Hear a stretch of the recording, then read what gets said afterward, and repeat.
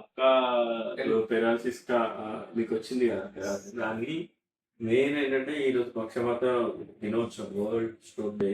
మనము పక్షవాతం అంటే పర్మనెంట్ గా డిసేబుల్ అయిపోతాడు, లేకపోతే పక్షవాతం ఒక శాపము, ఒక అంగవైకల్య రోగం అని చెప్పి చాలా మందికి అపోహలు ఉన్నాయి.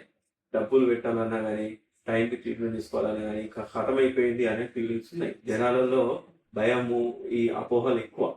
సో మీకు అయినట్టు టైంకి ట్రీట్మెంట్ జరగడం వల్ల మీరు పూర్తిగా లేవలేని పరిస్థితిలో ఉన్నట్టు నాకు గుర్తు. మనం చేసిన ట్రీట్మెంట్ 1 year 2 years అయింది, కానీ ఆ పొజిషన్లోకి వెళ్ళి ఇప్పుడు మీరు మీరు అన్ని పనులు చేసుకోవాల్సినారు.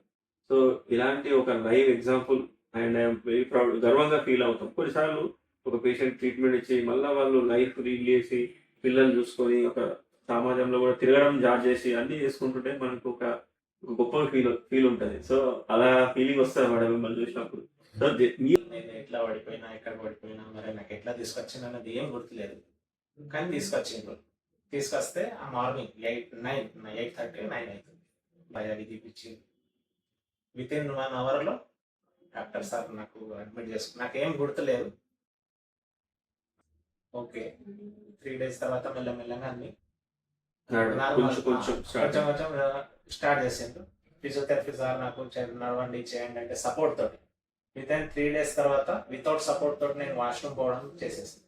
తర్వాత సార్ నాకు డిశ్చార్జ్ చేసేసింది.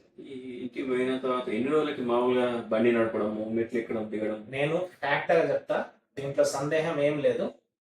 నా వీల్ పవర్ తోటి, మీ నమ్మకం తోటి మరి పోవచ్చా, పని చేయొచ్చా అంటే నో ప్రాబ్లం, నీకు వీలైతే బండి మీద వడ్డీలు లేకపోయినా అన్ని మెజర్మెంట్ తీసుకున్నా. మెట్లెక్కి గ్రామ పంచాయత్ పైన మెట్లెక్కి, ఎందుకంటే పిల్లల మీద డిపెండ్ చేయలేదు, ఎందుకంటే వర్కర్స్ ఉంటుంది, ఓనర్ ఉంటాయి అన్ని. ఆ రోజు ఇంకా వర్షం సార్, ఇంకో మాట అది కూడా అంటే గమనించండి. 18th ఫుల్ వర్షం, వడ్డ్యాలకు వెళ్ళి వర్షంలా దాంట్లో వెళ్ళొద్దు కదా, మీకు ఇంకా కొంచెం ప్రాబ్లం ఉంటుంది, నువ్వు వెచ్చగా ఉండాలి. అసలు ఏం చేద్దాం సార్, కొంచెం పని మీద వచ్చింది, నాకు తెలియదు కదా. పొద్దు నుంచి ఎండ ఉండే సార్. సడన్లీగా 6 తర్వాత వర్షం స్టార్ట్ అయిపోయింది. మళ్ళీ తర్వాత సర్పంచ్ అక్కడికి వెళ్ళి ఆటో పర్సనల్ గా మాట్లాడి ఈయన ఇంటి దాకా డ్రాప్ చేసి నాకు ఫోన్ చేయి, ఎందుకంటే ఆయన కొంచెం హెల్త్ బాగాలేదు, ఇంటి దాకా నేను వచ్చేసి. అంటే నేను చెప్పేది ఏంటంటే ఒకటి ఏంటంటే భయపడకూడదు, అయిపోయింది అనుకోవద్దు, ఇది ఒక శాపం లాగా అనుకోవద్దు. నేనైతే అదే అనుకున్నా. ఎందుకంటే చాలా మంది ఏమనుకుంటారు, అరే కథ వీల్ పవర్ ఒకటి ఉండాలి, డాక్టర్ సార్ చెప్పిన మాటకు నమ్మకం ఉండాలి.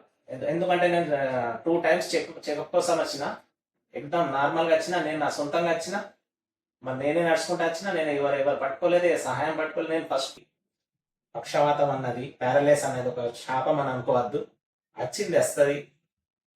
మీరు అతి త్వరగా డాక్టర్ సార్ని కన్సల్ట్ చేసుకోండి, ఆయనతోటి సలహా తీసుకోండి. నేను తీసుకున్న మంచిగా ట్రీట్మెంట్ టైం కంది. చాలా మంది ఏమనుకుంటారు, నిర్మల్ ఏం లేదు, నిజామాబాద్ పోదాం, హైదరాబాద్ పోదాం. ఎందుకు? నాకైతే ఇక్కడ బాగా మంచిగా అనిపించింది. నా సొంత అనుభవంతో చెప్తున్నా నేను. So nice. నాకు ఎవరు ప్రెషర్ లేదు, ఏం లేదు. డాక్టర్ సార్ నేను ఇప్పుడు కూడా అంట, ఇప్పుడు కాదు, నేను లోకంలో ఉన్నంత, భూమి మీద ఉన్నంత వరకు డాక్టర్ బిఎల్ నరసింహారెడ్డి నా ప్రాణం కాపాడిన ఒక సెకండ్ దేవుడు లెక్కనే. మనకున్న అవకాశం అంటే టైం